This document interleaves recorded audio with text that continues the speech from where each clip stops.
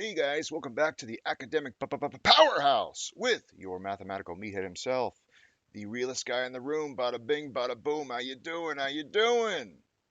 Let's continue on with our journey of statistics and talk about a couple of key things here. Key things meaning spread and measures of variability. But first, let's refresh our memories as to where we left off and how we got to where we're going to spend the majority of this video talking about. So once again, you will hear this over and over. Statistics is all about being able to tell a story of truth by collecting, analyzing, interpreting, and presenting data. Just like every good story has three elements: characters, conflict, resolution, so too do statistical stories have three elements. And the elements that we are concerned with in telling statistical stories are center, spread, and shape. And when we have all three together, we are then able to tell the story that the problem at hand is trying to tell. So, we spent the last video talking about center, the aspect of center, and we came to know that we can calculate center, numbers that describe the center of our data, such as mean, median, mode, right?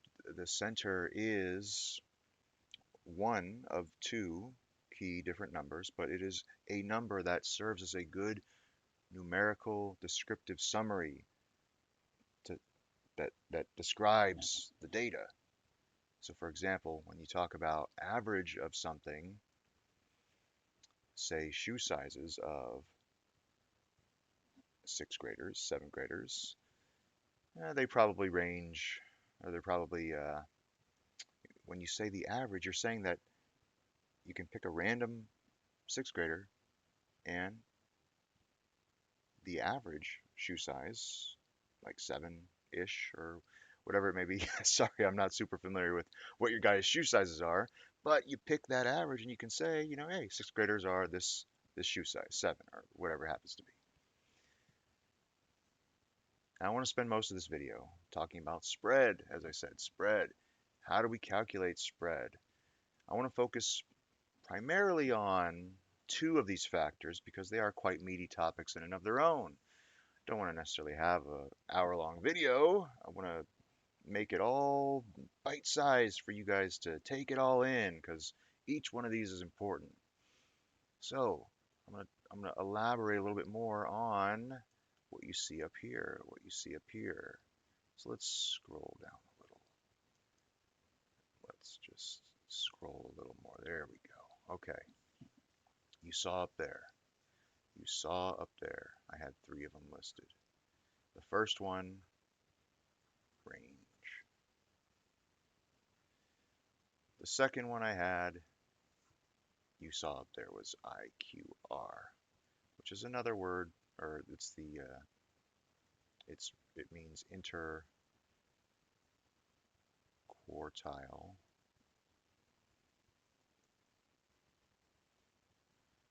range. Then you also saw up there MAD, or MAD, mean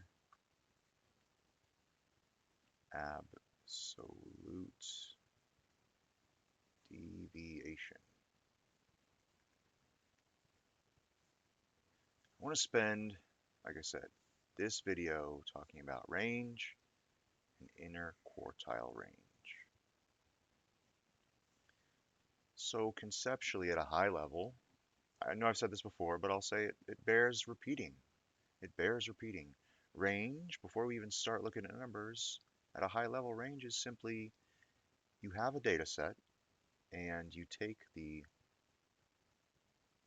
uh, largest or maximum number in that data set and you subtract the smallest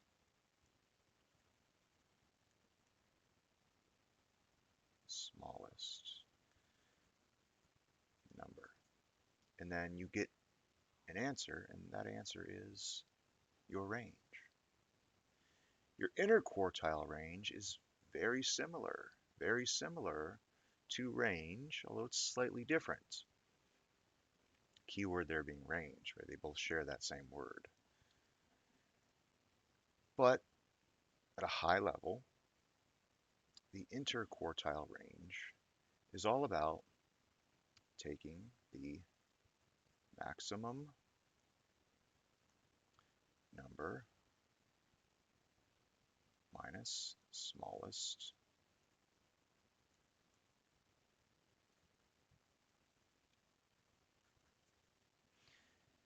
within. The key here is not just the maximum number of all of your data, not just the smallest number of all of your data, but it is the maximum number in a set area, in a concentrated area, a more concentrated area where most of your data is around. I'll talk more about that here. I want to work range real quick, and then I'll get more into interquartile range. But understand, very similar. Range is more broadly applicable to all of it. Interquartile is just for a small, I'll even write this, just for a small part of the data. So let's work a range example real quick here. I need some data to begin doing so. So let me just make up some numbers here. Let's do a few numbers here, I think, just to illustrate the idea.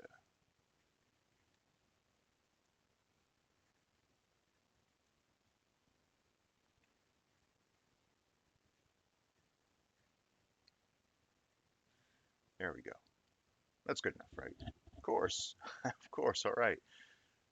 So if we're talking simply just range, as you can see here, as I said, take your biggest number. Assume this is all the numbers in our data set, all of these. Take your biggest number, subtract your smallest number. So let's look at what we got here. Let's look at what we got. Now I kind of wrote these in order, so you don't have to, sometimes you're not always going to have it in order, but when it is in order, it's easier to see. So I see the biggest number being 35, and I'm seeing the smallest number being 7. So when I look at range, all I have to do is just subtract, right? Small number from the big number, and I get 28. That 28 is saying that all of your data points are within 28, um, like they're within 28 numbers of each other. They're within 28 numbers of each other. Now, range alone won't tell you how many data points you have. Range alone just means that any number, all the numbers, are within 28 of each other. So here we happen to see the full data set, and we know we have 1, 2, 3, 4, 5, 6, 7, 8. We have 8 numbers total. But in reality, we could have an infinite number of numbers in between 35 and 7, an infinite number of numbers. So what do I mean by that? Like 7.1, 7.11111, 7.11110, 7.9. Decimal numbers, you can just have an infinite number of decimal numbers for each whole numbers. So again, the 28 is signifying, let me be more clear. The 28 is signifying the number of whole numbers in between the maximum and the lower. And between those whole numbers, you can have an infinite number of numbers, which means you can have an infinite number of decimals, etc. So that's the significance of the range. The range tells us Outside of that, there is no other numbers. So that bears writing down here. Outside of the range, there exists no other data points. So it can't be 36, 37. It can't be 1, 2, 3, 4, 5. Nope. Everything that we know about our data and the story that we want to tell is all contained within this. Pretty neat. Maybe you can kind of start seeing the value of range. Oh, okay. So, yeah, makes sense here. Let's talk about interquartile range. Interquartile. There's a lot to say about that, actually. I'm gonna bring my props with me here. My good friend George Washington. He really wants to be a part of this conversation. So he's been bugging me all day about it. So I'm gonna go ahead and just allow him the opportunity to tag along with us. So interquartile, I'll do IQR for shorts. And as I said, IQR, interquartile range. So I like to describe what this is through illustration, through something you may be familiar with. In fact, something that our good friend George may be quite familiar with. You've all seen money before. You've all seen dollar bills before. And you know that a dollar, quarters, if you have 4 quarters, they equal $1. So when you look at simply just the words interquartile,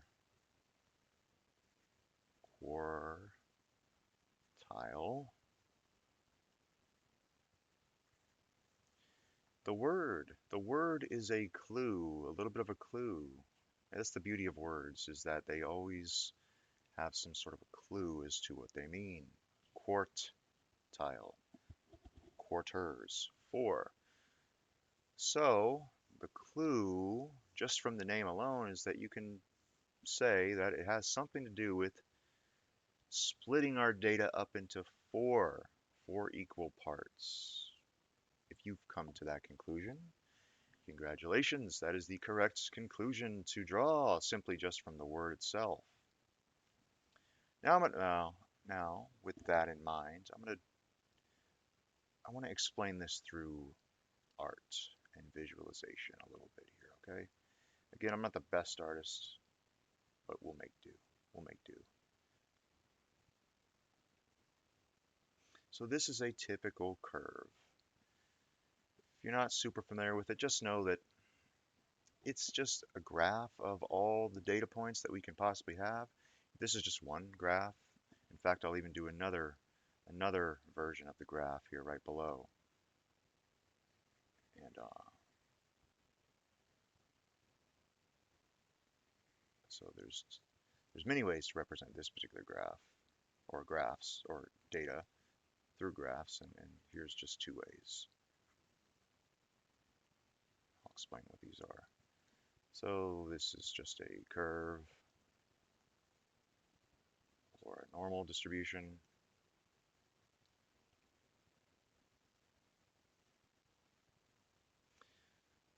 You may see this represented in, like I said, there's so many different ways. I'll just simply say curve at this moment.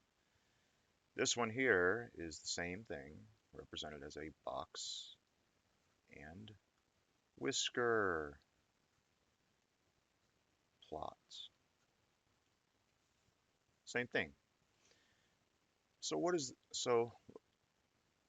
okay, we said 4 parts, 4 parts.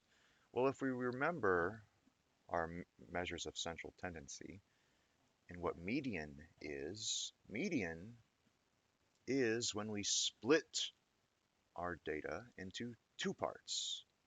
Right? Median means find the middle and mark that number as the middle.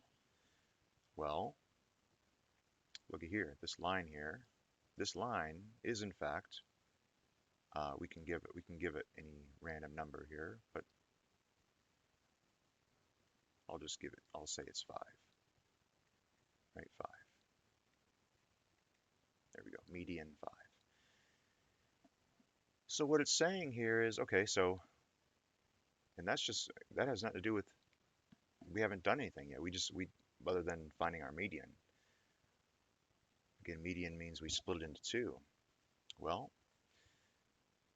just like with a quarter, you're splitting that dollar into 4 equal parts. 4 equal parts. So, this may look a little strange visually to you, at least on the curve, but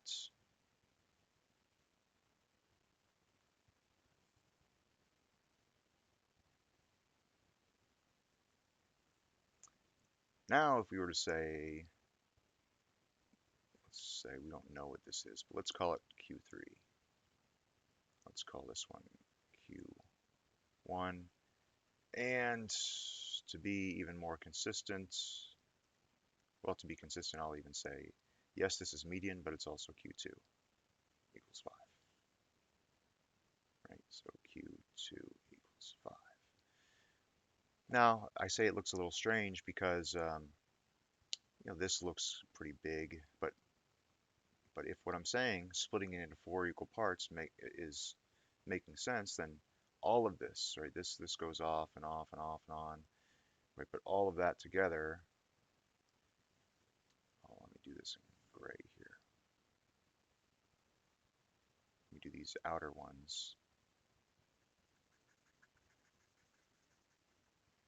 here in gray.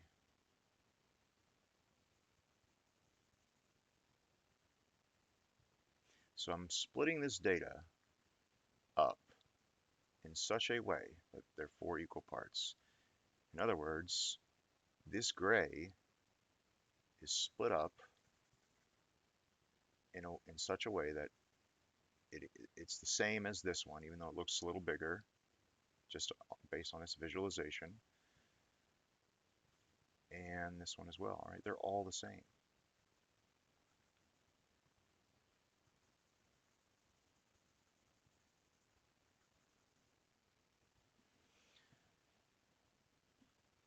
So what you can see is that I had my little lines going here, but you can kind of see if I just continued on, right? This edge of the box, of our box and whisker, is also Q3, which we don't yet know what it is.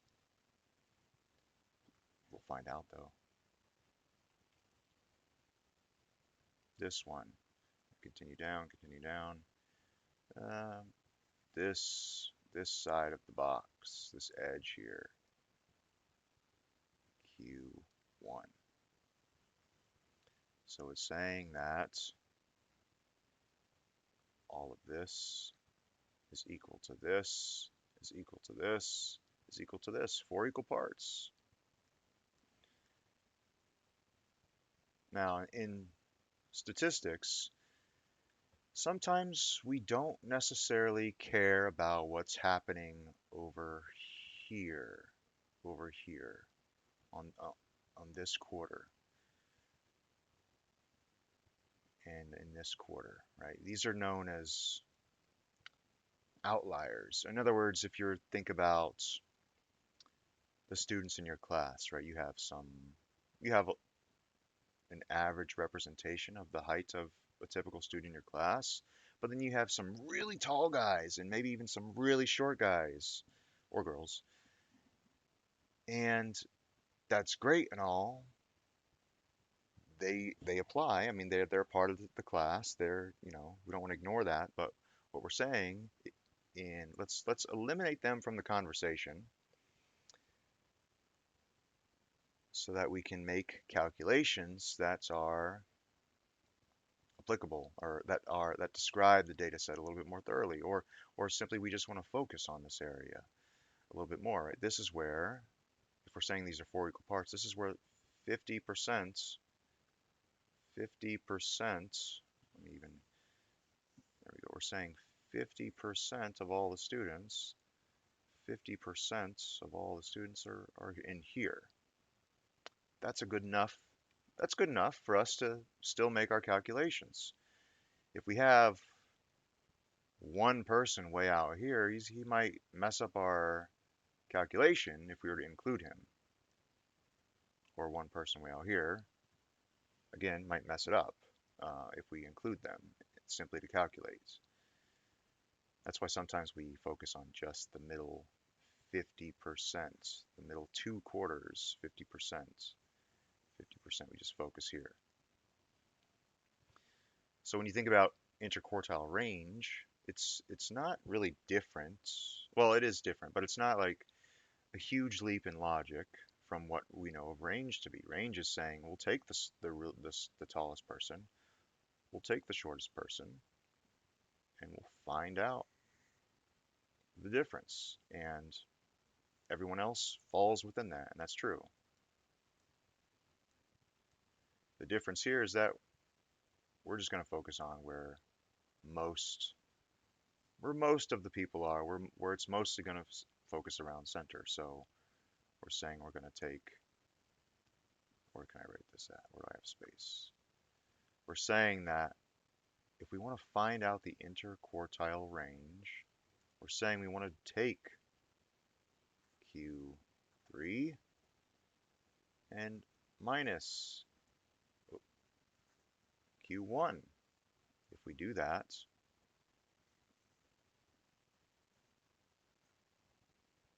right, then we'll just get this. And this is sufficient enough for us to talk about spread and center and shape. But without even, so this is it, but I'll even make it a little bit more simpler here. We have a formula here, but you don't like formulas, guys. No, of course not. You don't like formulas here, but let's, keeping with the idea that you're splitting it into four different parts, let's expand on our idea of median a little bit. Or let's take that same data set from before. Whoa. There we go. Let's take our same data set from before.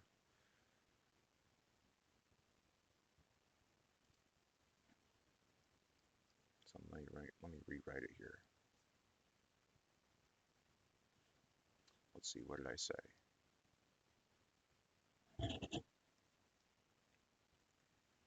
So we had a 7, 8. It's supposed to be an 8. There we go. 10, 11, 14, 29, 30, 35. Okay. Actually, on second thought, guys, on second thought, I'm gonna make another number here. Oop, where's my pen at? Just so that it's clear to see, okay? So our data set here, I got 1, 2, 3, 4, 5, 6, 7, 8, 9. Okay, so what you want to do, so if this indeed is true, that it's just like splitting it into equal parts, well, I know that when I take the median, it's when I find my median, I'm splitting the whole thing into two parts. So I guess I'll say these are steps for determining your interquartile range. So first step would be find median. Oh, median. Find median. Okay, which is also Q2. So find median. All right, so let's see. I got 9. So the middle number, I got 9 numbers. Middle number would be my median. 1, 2, 3, 4, 5. This looks interesting. 1, 2, 3, 4. So are there 4 on either side? 1, 2, 3, 4. Yep. 1, 2, 3, 4. Okay, so now all these numbers are split into two equal parts. Two equal parts, right? This is the middle.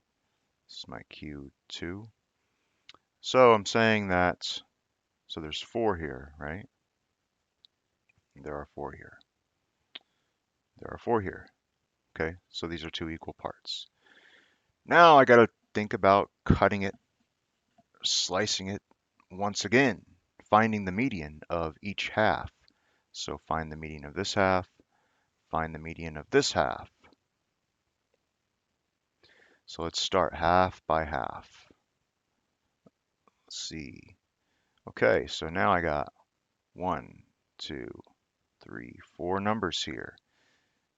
So finding the median or the middle number of this half is going to involve taking the middle. In this case, I have an even number of uh, numbers, so I need to take the average. 30 plus 35 divided by 2 equals 32.5. I have to make my median here. So Q3 equals 32.5. I had to make it, right? Because there's an even number here.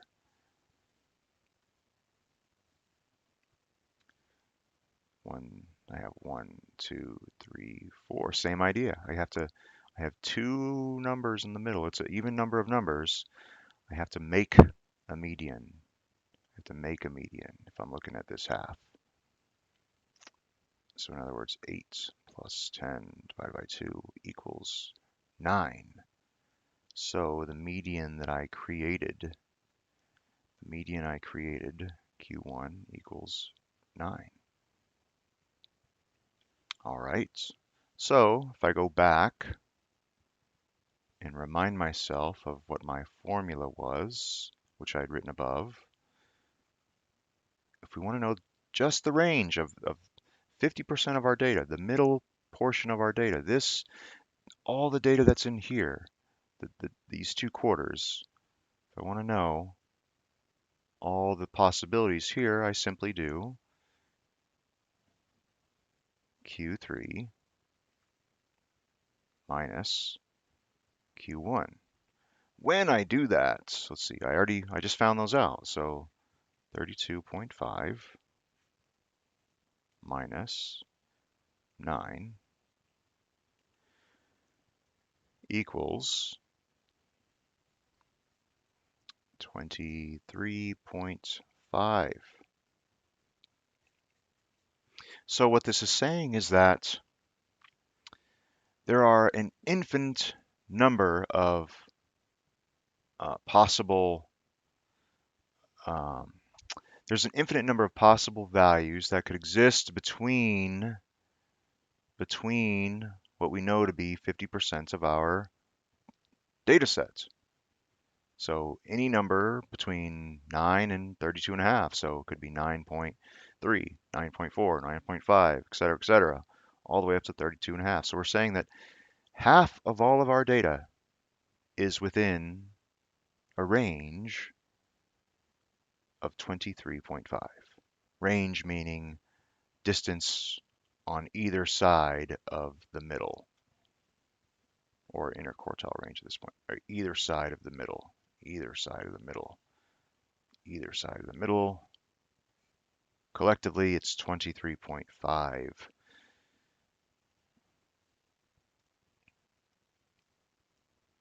Anyways, there we go there.